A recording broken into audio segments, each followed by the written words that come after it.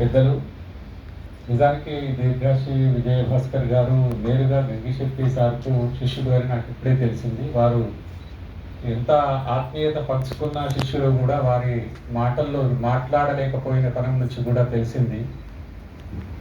నిజానికి వంశీ గారు ఇట్లాంటి ఒక చిన్న గ్యాదరింగ్ ఏర్పాటు చేయడం అనేది ఇది చిరకాలం గుర్తుండిపోయేటటువంటి విషయం. తర్వాత నన్ను ఇక్కడికి తీసుకురావడానికి ఖచ్చితంగా పట్టుబట్టి నువ్వు ఉండి తీరాల్సిందే అని లక్ష్మీ పార్వతి మేడం చెప్తే నేను వస్తాను, కానీ చివరి నిమిషంలో రాలేకపోతే కూడా అట్లా చివరి నిమిషంలో ఏమైనా జరగవచ్చు, కానీ నువ్వైతే 100% రాసిపోయింది అని చెప్పారు మేడం. అందుకు నేను ఇక్కడికి వచ్చినందుకు ఇవాళ ఒక రకంగా బాధ, ఒక రకంగా ఆనందం. ఇప్పుడు సార్ బహుశా మీరు సార్తో కొలీగ్ అయి ఉండవచ్చు, మేమంతా శిష్యులం. నేను ఎప్పుడు కూడా అంటే మృణాలిని గారి శిష్యుడు అనిపించుకోవడానికి, గంగిశెట్టి గారి శిష్యుడిని అనిపించుకోవడానికి గర్వపడుతూ ఉంటాను. ఎందుకు గర్వపడుతూ ఉంటాను అంటే, నేను ఎంఏ అయిపోయిన తర్వాత ఎంఫిల్లో ఎక్కడో మళ్ళీ ఉస్మానియా యూనివర్సిటీలో లేకపోతే ఇంకేదైనా యూనివర్సిటీలో చేరొచ్చు, కానీ తులనాత్మక అధ్యయన కేంద్రంలో ఎందుకు చేరామంటే వాళ్ళ టైంకు షెడ్యూల్ ఇచ్చి చేర్చిన తర్వాత ఈ తులనాత్మక అధ్యయనం అంటే ఏంటి అని అప్పటికి చాలా ప్రశ్నలు ఉండేది. ఇప్పటికి కూడా కొంతమంది మనసులో ప్రశ్నలు ఉన్నాయి.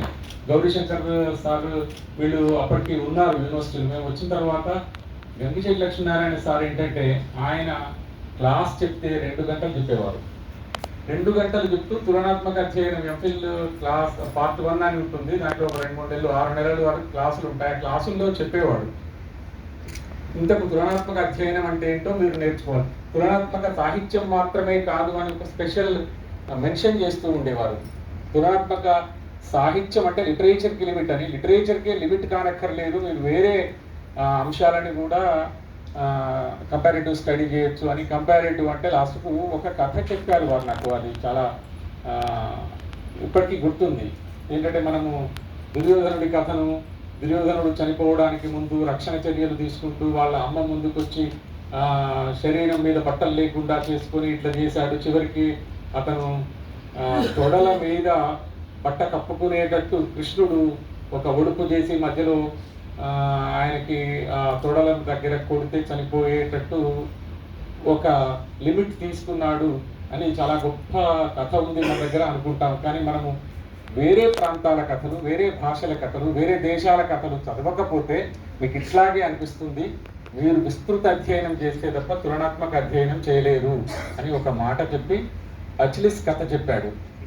ఆ అచిలిస్ అనేవాడు పుట్టకపోతే వాళ్ళ అమ్మ మన అమ్మలలాగే అనేక నోములు చేస్తే అపోలో దేవత వచ్చి ఒక పాయసం ఇచ్చి, పాయసంలో మీ వాడిని ఒకేసారి ముంచమని చెబితే ఒకేసారి ముంచాలంటే చాలా తక్కువ ఏరియా కవర్ అయ్యేటట్టు కాలిని పట్టుకుందాము అని కాలి మడమ ఒక్కటి పట్టుకొని ఆమె పాయసంలో ముంచుతుంది. ముంచి తీసిన తర్వాత వాడి శరీరం వజ్రం అవుతుంది. ఈ వజ్రం అవ్వడం వల్ల చివరికి ట్రోజాన్ వార్లో అతన్ని ఎన్ని బాణాలేసి ఎక్కడ కొట్టినా కూడా వాడు చనిపోడు. ఇతడి మరణ రహస్యం ఏంటి అని పరిశోధిస్తే వాళ్ళకి తెలిసేది ఏంటంటే, వాళ్ళ అమ్మ ఎక్కడ వేలు పెట్టిందో అక్కడ వాడి శరీరం వజ్రం కాలేదు, అక్కడ కొట్టండి చచ్చిపోతాడు అని చెప్పాడు అని ఒక కథ చెప్పాడు. అకిలిస్ ట్రోజన్ వార్ ట్రాయ్. అయితే దాన్ని చెప్పి ఇట్లా ఉంటాయి. ఇది వింటే మీరు దుర్యోధనుడి కథ అత్యంత అద్భుతమైన కథ అని మీరు అనుకోరు. ఇట్లా అంటే అప్పుడు లేచి మా దాంట్లో ఎవరో మా 11 మందిలో ఎవరో ఒకరు అడిగారు, ఓహో తులనాత్మక అధ్యయనం అంటే పోల్చి చెప్పే సాహిత్యం కదా సార్ అన్నాడు. అంటే ఆయనకు చాలా కోపం వచ్చింది. ఆయన సబ్జెక్టులో ఎంత డెప్త్లో ఉండేవారు అంటే పిల్లవాడికి అర్థమయ్యేటట్టు ఇంకో అర్ధగంట ఎక్స్ట్రా అయినా తీసుకునేవాడు. లేదు లేదు లేదు లేదు పోల్చి చెప్పడం కాదు, ఈ పుస్తకం ఎట్లుంది, ఆ పుస్తకం ఎట్లుంది, ఈ రచయిత ఎట్లుందో, ఆ రచయిత ఎట్లుండు, ఇది కాదు అని చెప్పి ఇంకొక ఎగ్జాంపుల్ చెప్పాడు. నేను అంటే నిజమైన నివాళి ఏదైనా ఉంది గంగిశెట్టి లక్ష్మీనారాయణ సార్ కంటే ఆయన నుంచి మేము నేర్చుకున్న దాన్ని గుర్తు చేసుకోవడమే ఆయనకు నిజమైన నివాళి అనిపించి చెప్పాలనిపిస్తుంది. ఏంటంటే మీకు తెలుసా, కారల్ మార్క్స్ అన్ని భూమి మీద ఉండేటటువంటి వ్యవహారాలన్నీ ఆర్థిక వ్యవహారాల చేతనే ప్రభావితం అవుతాయి అని ఒక మాట చెప్పాడు. ఈ మాట తెలుగు రచయితలు ఎట్లా స్వీకరించిండ్రు, హిందీ రచయితలు ఎట్లా స్వీకరించిండ్రు, లేదా తమిళ రచయితలు ఎట్లా స్వీకరించిండ్రు అనేది పెట్టుకొని మీరు చేయండి. అంత విస్తృతంగా ఉంటుంది తులనాత్మక అధ్యయనం అని మరి చెప్పారు. ఇంకా కొంచెం ఎక్స్టెండ్ అయ్యి కారల్ మార్క్స్ చెప్పిన దానికి కొంచెం డీవియేషన్ తోటి మానవ సంబంధాలన్నీ లైంగిక సంబంధాల చేతనే ప్రభావితమైన అవుతాయి అని సిగ్మండ్ ఫ్రాయిడ్ చెప్పాడు. ఈ సిగ్మండ్ ఫ్రాయిడ్ ప్రభావంతో తెలుగులో ఏమొచ్చాయి, ఇంగ్లీష్లో ఏమొచ్చాయి, లేదా హిందీలో, ఇంగ్లీష్ అంటే చాలా పెద్దగా అయిపోతుంది, హిందీలో ఏమొచ్చాయి, తమిళంలో ఏమొచ్చాయి మీరు చెయ్యండి, అది తులనాత్మక అధ్యయనం అవుతుంది అని ఇంత డెప్త్లోకి వెళ్ళి చెప్పేటటువంటి ఒక మాస్టారు వెంకటశెట్టి లక్ష్మీనారాయణ సార్. ఈయన మొత్తం పరిశోధనలో మునిగిపోయి, అధ్యాపనంలో మునిగిపోయి, ఇందాక లక్ష్మీభరత్ మేడం మేము మాట్లాడుకుంటాం, ఆయన క్రియేటివ్గా కానీ లేదా ఒక ప్లాంట్ రైటర్గా కానీ ఉంటే కనీసం ఒక విలువైన 20 పుస్తకాలు తెలుగు సమాజానికి దొరికేది. చివరికి ఆయన అత్యంత ప్రేమతో చేసినటువంటి పర్వ ట్రాన్స్లేషన్ ఒకటి తెలుగు వాళ్ళకి దొరికింది. పర్వని అంత అద్భుతంగా ఇంకే రచయిత, ఇంకే ట్రాన్స్లేటర్ చేసిన తెలుగులోకి కన్నడం నుంచి అంత బాగా వచ్చేది కాదేమో అనేటటువంటి పరిస్థితిని మనము చూడొచ్చు. దానికి అంటే ఒరిజినల్ పుస్తకానికి అకాడమీ అవార్డు వచ్చింది, ట్రాన్స్లేషన్కి సార్కి కూడా ట్రాన్స్లేషన్ అవార్డు వచ్చింది. ఇట్లా ఆయన అంటే మనం మామూలుగా అంటే paid for it, we are paid for it అని మృణాలిని మేడం ఎప్పుడు చెప్తుండేది. అబ్బా మీరు ఇంత ఎక్కువ శ్రమ చేస్తున్నారు అని అప్పుడప్పుడు మనం ఒక శిష్యుడిలాగా ప్రశంసలాగా అంటే వీఆర్ పెయిడ్ ఫర్ ఇట్ అని అంటుండేవారు, ఇద్దరు అనుకుంటూ ఉండేవారు. ఇట్లా పెయిడ్ ఫర్ ఇట్ అనేది కూడా అంత హృదయంతో, అంత మనస్సు పెట్టి చేసినటువంటి ఒక గొప్ప ఆచార్యుడు, గొప్ప వీసి, గొప్ప పరిశోధకుడు. ఆయన జీవితకాలం నిజానికి పరిశోధకుడే. అట్లాంటి వ్యక్తి నాకు వ్యక్తిగతంగా ఇందాక దీర్ఘాసి విజయభాస్కర్ గారు చెప్తుంటే గుర్తొచ్చింది ఏంటంటే, నేను గ్రూప్స్లో సెలెక్ట్ అయ్యి ఉద్యోగంలోకి వెళ్ళిపోయిన తర్వాత మధ్యలో పోయి కనిపిస్తుండేవాడిని. నువ్వు ఐఏఎస్ ఎప్పుడు అవుతావు? పోయిన ప్రతిసారి ఫస్ట్ మాట అదే అడిగేవాడు, సార్ అవుతాను సార్, మీ ఆశీస్సులు ఉంటే తప్పకుండా అవుతాను సార్ అని. కనీసం ఒక 10 సార్లు అన్నాడు. మధ్యలో ఒక్కసారి ఫోన్లో కూడా మాట్లాడితే, అప్పటికి నిజానికి సెల్ ఫోన్లు రాని కాలం కూడా, 1995, 96, 2000 కంటే ముందు. చివరికి ఆయన ఆశీస్సులతోటి ఈరోజు నేను ఐఏఎస్ ఆఫీసర్ని కాగలిగాను, కానీ ఆయనకు నేను చెప్పుకునే పరిస్థితి లేదని ఒక ఫీలింగ్ ఉంది. తర్వాత చాలా హృదయపూర్వకంగా, నిజంగా అభినందిస్తే హృదయపూర్వకంగా అభినందించేవాడు. సి నారాయణ రెడ్డి గారికి పద్మభూషణ్ అవార్డు వచ్చిన రోజు నేను ఎంఫిల్లో ఉన్నా కాబట్టి వచ్చి అందరం కలిసి విసి గారి దగ్గరికి పోయి మనం అభినందనలు చెప్పుద్దామని ఒక బొకే ఏదో తయారు చేస్తున్నారు. నా దగ్గరకు వెళ్తూ ఉంటే నేను పోతుంటే, ఏమైనా రాసినవా, కవిత రాసినవా అంటే, రాయొచ్చా సార్ అన్న.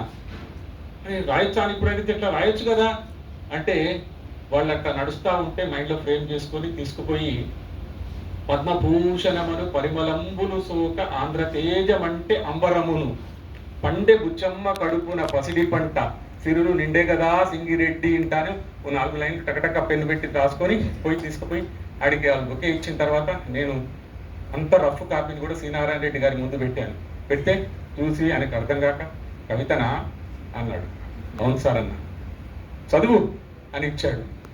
నేను ఆ 4 లైన్లకు తోడు ఇంకొక 4 లైన్లు కలుపుకుని సీసపద్యం పూర్తి కాలేదు, 3 పాదాలు వచ్చేసి చదివితే సి నారాయణ రెడ్డి నవ్వి సంతోషపడ్డాడు. బయటకు వచ్చి, నువ్వు రాయలేదన్నావు, నడుస్తూనే రాసావు, నీలాంటి కూడా గొప్పవాడు, నువ్వు రాయి, అది కంప్లీట్ చేసి పద్యం పెట్టుకో, ఎప్పుడైనా మనకు వస్తుంది అన్నాడు. అంత హృదయపూర్వకంగా అభినందించేటటువంటి మనిషి డాక్టర్ వెంకటశెట్టి లక్ష్మీనారాయణ సార్. ఇవాళ నేను అక్కడ ఇక్కడ ఉపన్యాసాల్లో మాట్లాడుతూ ఉంటా, మన మిత్రులందరికీ తెలుసు, నువ్వు బాగా మాట్లాడతావు అనేటోళ్ళు కొందరు ఉన్నారు. నన్ను అంటే మిత్రులు కావచ్చు, ప్రశంసకి అంటుండొచ్చు, నిజంగా మాట్లాడకపోవచ్చు. నేను ఈ మాట్లాడడానికి కారకులు, ఒకటి వెంకటశెట్టి లక్ష్మీనారాయణ గారు, 2 డాక్టర్ సి మృణాలిని గారు. వారు నాకు నేర్పిన తులనాత్మక అధ్యయనం. నేను తెలుగులోనైనా కావచ్చు గాక ఇతర భాషా సాహిత్యాలని బాగా చదువుకునే ఒక ధోరణి నాకు ఎక్కడ అలవడిందంటే వెంకటశెట్టి లక్ష్మీనారాయణ గారి శిష్యరికంలో, మృణాలిని గారి శిష్యరికంలో అలవడింది. వారు నిజానికి కెనడాలో ఉండి కూడా సిరిపోన సభలు పెట్టేవారు. ఎలనాగా ఒక ప్రైజ్ ఇచ్చి, ఎలనాగా మీద ఎవరు మాట్లాడతారు అని ఆయన ఈయన అంటే గంగిశెట్టి గారు కాకపోవచ్చు కానీ ఎలనాగ గారు నా పేరు సజెస్ట్ చేసిండు. మొత్తం లాస్ట్కి గంగిశెట్టి గారు ఆ సభ అంతా ఉండి విని లాస్ట్కి ఏమన్నాడంటే, నరసింహారెడ్డి నువ్వు పాయింట్ వైజ్ ఒక ప్రొఫెసర్ మాట్లాడినట్టు మాట్లాడినావు తెలుసా అన్నాడు.